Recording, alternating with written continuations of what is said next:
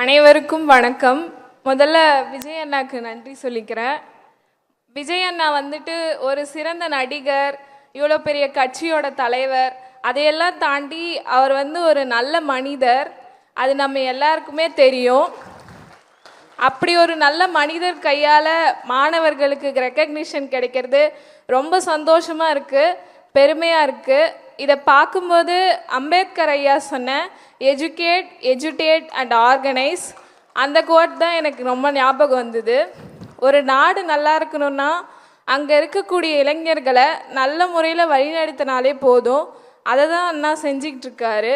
இனி வரும் காலங்களில் அவரை முன்னுதாரணமாக எடுத்துக்கிட்டு நம்மளும் அடுத்த ஜென்ரேஷன் இளைஞர்களை வழி நடத்துவோன்னு நம்புகிறேன்.